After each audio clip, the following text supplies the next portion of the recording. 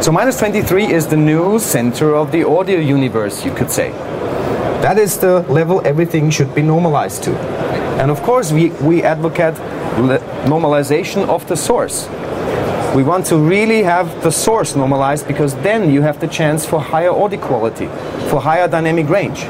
There are later processes in the chain which can still help you if the source is not normalized. You have archival input, you have live feeds, whatever, that are not at minus 23. So there are other stages that can help you. But the goal is to normalize the source, because there the biggest impact is possible. In addition to that minus 23 level, as the average of the program, we also introduce a so-called gating method. What's that, and why do we have that? Imagine a feature film that is highly dynamic and has lots of periods of very low-level audio or silence, like sparse conversation, one sentence, 30 seconds, nothing, next sentence, 20 seconds, nothing, big gunshot, half a minute, nothing. Yeah. If you measure that with a loudness meter, without anything else, those low-level passages will really bring the level down, of course, of the loudness measurement, because, well, it's low-level audio. So the result of this measurement will be quite low in loudness level. If you now take that low loudness level to normalize it against the news program or a compressed heavy hard rock music festival or whatever, then the speech and the gunshot of this highly dynamic material will be way too loud. Because the loudness level was so low, you had to bring up the whole movie quite considerably. So the matching is not very good. With a gating method, we try to eliminate those periods of silence from the loudness measurement, so that we only measure the so-called foreground sounds. So then the measurement result will be higher than without the gate, and after normalization, the match will be better. That's the reason for the gate. So that is also an integral part of the integrated loudness measure. So the average long-term one has the gate in it.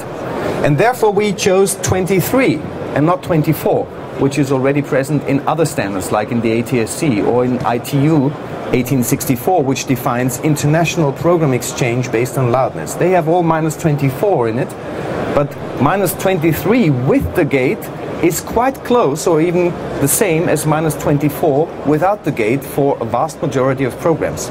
So they are even closer than this 1 LU difference might suggest, because we have the gate. Loudness range now is this descriptor which I told before can help you decide if you need dynamic range compression. And not only if you need dynamic range compression dependent on different genres, but also of course dynamic range compression dependent on your target audience. If you have a movie theme channel or if you have a news channel, you will need a different maximum loudness range. Or dependent on your distribution platform. If you transmit via satellite, fully digital, you will have another loudness range possible or tolerable than with internet streaming or mobile TV, where you need definitely a smaller loudness range. So now you have the tool to actually decide, do I need dynamic range compression or not? And it's just not educated guesswork. You have a number. And therefore we do not also recommend one specific maximum loudness range, because it is dependent on your application, on the target audience, on the distribution platform. We just say, please use that descriptor to help you decide when you need dynamic range compression.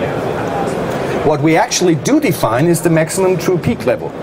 We do that because we have a clear algorithm to measure true peaks with oversampling true peak meters, which are defined in DS 1770 also. And now you could argue, okay, now that we know the true peaks, we can go to 0 dBFS, no problem. But as 4 times oversampling still has a certain, error, a potential error in the reading, a certain underread, we do define -1 and not 0 dB true peak, as it's called. -1 dB true peak is the new maximum permitted true peak level in production, generic production. You would possibly or potentially need even lower, or a lower one, if you think about AC3 encoding your signal. Then maybe -2, because the AC3 encoder needs a little bit more headroom. Or -5 dB true peak as the maximum if you think about analog rebroadcasting of an FM on an FM carrier. Yeah? The signal relationships are, by the way, designed in a supplementary document that we have in the distribution guidelines. At the end, a little bit funny note, I'm very happy with the numbers 1 to 8 of our recommendation, because I could use it for designing our logo of the loudness recommendation. You just take the EBU colors, careful rearrangement, and we have the happy smiling face. So this is the logo of our loudness recommendation, and this is what we want, happy consumers. And I think we're closer than ever to reaching that goal. It's a big switch, of course, so it cannot happen overnight. But I think we have now the tools, and it's up to the broadcasters now to actually implement it. Unfortunately, there's already quite some considerable commitment.